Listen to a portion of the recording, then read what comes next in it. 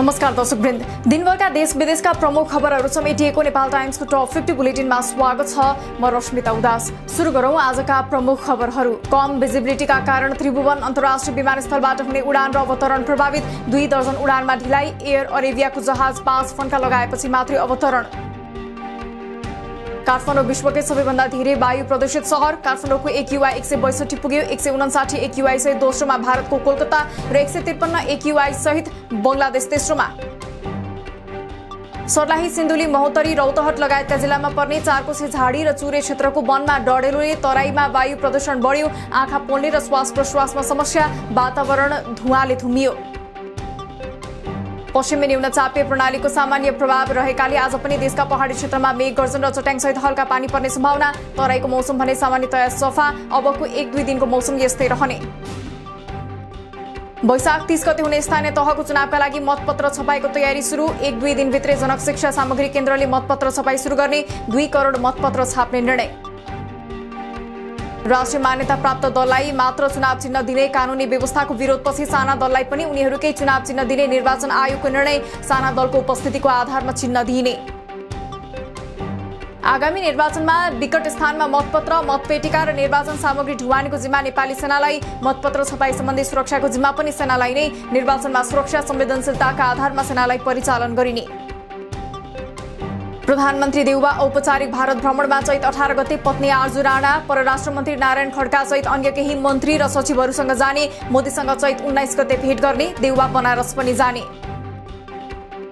महाकालीमा ढुङ्गा निकाल्दै नेपाल आइपुगेको भारतीय एस्काभेटरको चाबी सशस्त्र प्रहरीद्वारा नियन्त्रणमा। अर्को चाबी प्रयोग गरी एस्काभेटर भाग्यो। नेपालमा अवसर पर्ने गरी भारतले धमाधम तटबन्ध बनाइरहँदा नेपालतर्फको निर्माण योजना भने अलपत्र। आफूहरूले विगतदेखि उठाइरहेका माग सम्बोधन गरेर मात्र संघीय निजामती सेवा ऐन ल्याउन नेपाल निजामती कर्मचारी युनियनको माग। निजामती सेवा ऐनमा समावेश गर्नुपर्ने विषय पनि ज्ञापन पत्रमा उल्लेख। चुनावी गठबन्धन गरेर जानुपर्ने प्रधानमन्त्री देउबाको धारणा। गठबन्धन नगर्दा कांग्रेसले धेरै ठाउँ गुमाउन सक्ने चिन्ता। आफूले लिएको सिद्धान्तमा शंका नगर्न पनि आग्रह। गठबन्धनबारे कांग्रेसले भोलि निर्णय गर्ने। चुनावका लागि अरू दलसँगको गठबन्धनमा नभई पार्टीको एकतामा ध्यान दिन पार्टी नेतृत्वलाई कांग्रेस नेता शेखर कोइरालाको आग्रह। गठबन्धन लाद्ने प्रयास नगर्न सचेत। गठबन्धन गरेर जानुपर्नेमा नेता रामचन्द्र पौडेलको जोड। न्यायिक समितिको आयोजनामा पोखरामा राष्ट्रिय सम्मेलन सुरु। सम्मेलनमा देशैभरिका 200 भन्दा बढी समिति संयोजक सहभागी। आफूहरूसँग समन्वय नगरेको र चुनावको बेला स्वार्थपूर्ण कार्यक्रम गरिएको भन्दै कांग्रेस जनप्रतिनिधिद्वारा बहिष्कार। सरकारले मतदाता प्रभावित गर्ने उद्देश्यले कानून र नियमावली समेत परिवर्तन गरेको एमालेको आरोप। मतपत्रमा निर्वाचन चिन्हको रंग हरियो बनाउने र मनोनयन दर्ताका लागि 2 दिन दिने निर्णय पनि सच्याउन माग। सांसद ब्रिजेश कुमार गुप्ता आफ्नो समूहसहित एमाले प्रवेश। गुप्ता समूहको एमाले प्रवेशले हृदय त्रिपाठी नेतृत्वको जनता प्रगतिशील पार्टीलाई धक्का। सानो पार्टीमा बसेर केही नहुने भएकाले पार्टी परित्याग गरेको प्रतिक्रिया। आगामी निर्वाचन जनादेश र परमादेश बीचको भीषण लडाई भएको एमाले पोलिट ब्युरो सदस्य गोकुल बास्कुटाको तर्क। लडाईमा जनादेशले विजय प्राप्त गर्ने दाबी। देशलाई पछाडि धकेल्ने कुरामा एमाले सहमत नहुने तर्क। आगामी दिनमा आफ्नो पार्टी एउटा बलियो शक्तिको रूपमा स्थापित हुने राप्रपा नेपालका अध्यक्ष कमल थापाको दाबी। जनताले मन नपराएको राज संस्थाको एजेन्डालाई आफ्नो पार्टीले छोडेको स्पष्टोक्ति। विवेकशील साझा पार्टीमा विवाद चुलियो। 26 केन्द्रीय सदस्यलाई कारबाही र महाधिवेशन चुनावपछि गर्ने अध्यक्ष मिश्रको एकलौटी निर्णयप्रति नेताहरू असन्तुष्ट। मिश्रलाई 3 दिने स्पष्टीकरण सोध्ने असन्तुष्ट पक्षको निर्णय। नेपालमा आज 6000 बढीमा गरिएको परीक्षणमा थप 21 जनामा कोरोना पुष्टि। आजै 319 जना निको हुँदा मृतक शून्य। हाल देशभर 1254 जना सक्रिय संक्रमित। 1 वर्ष 3 महिनादेखि 15 वर्षसम्मका बालबालिकालाई टाइफाइड विरुद्धको खोप लगाइने। आगामी चैत 25 देखि वैशाख 18 गतेसम्म खोप लगाइने। टाइफाइड खोपलाई नियमित खोप कार्यक्रममा समावेश गर्ने तयारी। शिक्षक सेवा आयोगको परीक्षाका कारण देशभरको विद्यालयमा पठन पाठन प्रभावित। चैत 15, 17, 19 र 21 गते हुने परीक्षा दिन शिक्षकहरू एकैपटक विदामा बसेपछि विद्यालयको पठन पाठन रोकियो। लोकसेवा आयोगले चैत 26 गते निर्धारण गरेको शाखा अधिकृत पदको पहिलो चरणको परीक्षा विरुद्ध परेको रिटमा सर्वोच्चले फैसला गर्न ढिलाइ गरेपछि परीक्षा स्थगित। करिब 15,000 परीक्षार्थीहरू मर्कामा। नेपाली सेनामा विभिन्न प्राविधिक पदमा भर्ना खुल्यो। रिक्त रहेका लेखा उपसेनानी, डाक्टर उपसेनानी, पाइलट उपसेनानी सहित विभिन्न ट्रेडका 29 अधिकृत पदका लागि दरखास्त आह्वान। सिर्सिया नदी र वीरगञ्जमा विद्यमान प्रदूषण नियन्त्रण गर्न माग गर्दै वीरगञ्ज महानगरमा अभियन्ताहरूको धरना। उद्योगले धुवा तथा छाई रोक्ने यन्त्र जडान गर्नुपर्ने, मानव बस्तीभित्रको उद्योगलाई क्रमिक रूपमा सार्नुपर्ने माग। प्रहरी जवान उर्मिला श्रेष्ठको ज्यान लिने गरी हिंसात्मक झडप भएको मोरङ लेटाङ प्रकरणमा 20 जना विरुद्ध कर्तव्य ज्यान मुद्दामा अनुसन्धान अघि बढ्यो। अनुसन्धानका लागि सीआईबी, प्रदेश 1 प्रहरी र मोरङ प्रहरीको संयुक्त टोली परिचालन। कैलालीमा छुट्टा छुट्टै स्थानमा 2 बालिका बलात्कार गरेको आरोपमा 2 वृद्ध पक्राउ। चुरे गाउँपालिका र घोडाघोडी नगरपालिकामा 2 11 वर्षीय बालिका बलात्कार गरेको आरोपमा 2 60 वर्षका वृद्ध पक्राउ। चितवन राष्ट्रिय निकुञ्जले माडी कुसुम खोलाका सुकुम्बासीका 10 छाप्रामा लगाइदियो आगो। सुकुम्बासीहरूलाई अन्यत्र स्थानान्तरण गरिसकेपछि पनि केही व्यक्तिहरू आएर पुनः छाप्रा हाल्न थालेपछि हटाउने प्रयास गरिएको निकुञ्जको भनाई।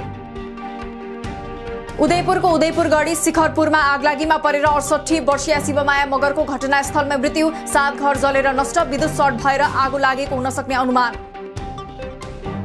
अब विदेशमा मृत्यु र अङ्गभङ्ग भएका श्रमिकका परिवारलाई दिइने क्षतिपूर्ति सम्बन्धी सेवा अनलाइन प्रणाली मार्फत दिइने। लाइसेन्स प्राप्त मेन पावरले श्रमिकहरूलाई ठगे वा दुःख दिए तत्काल कारबाही गर्ने श्रम मन्त्री कृष्ण श्रेष्ठको चेतावनी। वैदेशिक रोजगारीमा जाँदा लाग्ने अधिकतम शुल्कबारे अध्ययन गर्न श्रम मन्त्रालयद्वारा कार्यदल गठन। सरकारले ल्याएको फ्री भिजा फ्री टिकटको नियमानुसार 10,000 मात्रै लाग्नुपर्नेमा खाडी देश जान पनि श्रमिकहरू निरन्तर ठगिँदै। दक्षिण कोरियाको रोजगारीमा जानेहरूको लागि भाषा परीक्षामा सामेल हुन आजदेखि आवेदन लिन थालियो। आवेदन चैत 21 गतेसम्म दिन सकिने। कृषि तथा पशुपालन र उत्पादन क्षेत्रका लागि छुट्टा छुट्टै परीक्षा तालिका सार्वजनिक। रोल्पामा झण्डै 6 करोड लगानीमा टावर निर्माण। टावरको आज माओवादी अध्यक्ष प्रचण्डद्वारा उद्घाटन। जनयुद्ध स्मृति टावर निर्माण गर्न 5 करोड 71 लाखमा टेन्डर आह्वान। रोल्पाले ध्वंसमा मात्र होइन निर्माणमा पनि कीर्तिमान कायम गर्न सक्ने माओवादी अध्यक्ष प्रचण्डको भनाई। युद्ध पर्यटनलाई प्रोत्साहन र प्युठानको स्वर्गद्वारीसँग जोड्न सके रोल्पा राम्रो पर्यटकीय गन्तव्य बन्न सक्ने सुझाव। ललितपुर स्थित धार्मिक, सांस्कृतिक तथा पर्यटकीय क्षेत्रलाई जोड्ने झोलुङ्गे पुल निर्माण भई सञ्चालन। कार्यविनायक र मसिन्द्र बहाल बीच आवत जावत सहज बनाउन निर्माण गरिएको झोलुङ्गे पुल सञ्चालन भएपछि दोहोरो पर्यटन प्रवर्धनमा सघाउन पुग्ने विश्वास।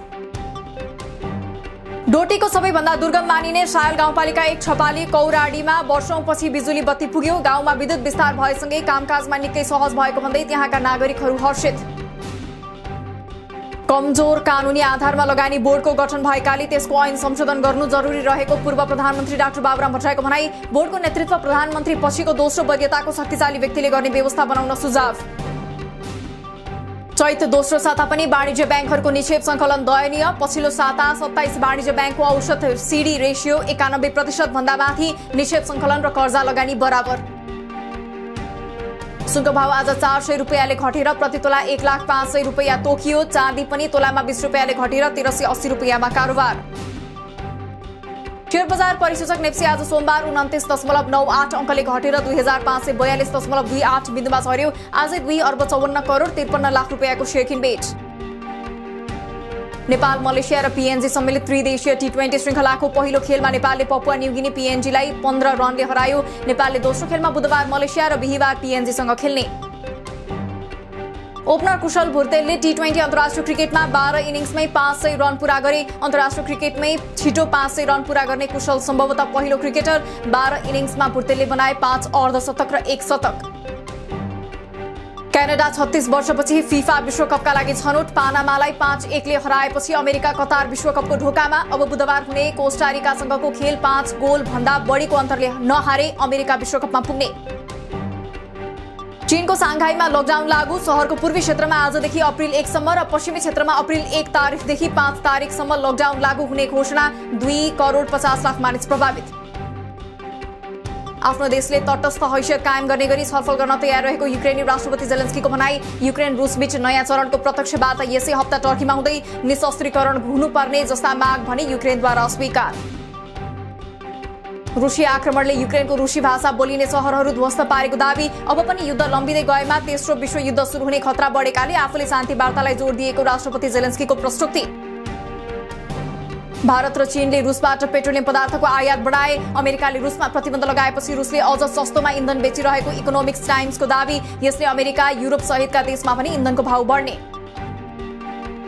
भ्रष्टाचारको आरोपमा पाकिस्तानी प्रधानमन्त्री इमरान खान विरुद्ध विशाल प्रदर्शन। खानको नेतृत्वको सरकारले आर्थिक सङ्कट ल्याएको तथा भ्रष्टाचार बढेको भन्दै विपक्षी पार्टी आन्दोलित। अफगानिस्तानमा तालिबानले महिलाहरूलाई एक्लै हवाईजहाजमा यात्रा गर्न लगाए रोक। पुरुष आफन्त बिना एक्लै यात्रा गर्ने सम्पूर्ण महिलालाई रोक्न आदेश जारी। अमेरिकी पासपोर्ट भएकाहरूलाई समेत यात्रामा रोक। फिल्म कोडाले जित्यो अस्कर अवार्डको सर्वोत्कृष्ट पुरस्कार। कोडाबाट ट्रोय कोट्चरलाई सर्वोत्कृष्ट सह अभिनेताको अवार्ड। विल स्मिथलाई किङ रिचर्डबाट सर्वोत्कृष्ट अभिनेता र द आइज अफ ट्यामी फेकी जेसिका चेस्टनलाई सर्वोत्कृष्ट अभिनेत्रीको अवार्ड। र द पावर अफ द डगका लागि जेन च्याम्पियनले पाइन् सर्वोत्कृष्ट निर्देशकको अवार्ड। सर्वोत्कृष्ट अन्तर्राष्ट्रिय फिल्मको अवार्ड जापानी फिल्म ड्राइभ माई कारलाई। दिनभरका देश विदेशका प्रमुख खबरहरू समेटिएको नेपाल टाइम्सको टप 50 बुलेटिन अहिलेलाई सकियो। हामी भोलि फेरि टप 50 समाचारका साथ उपस्थित हुने नै छौं।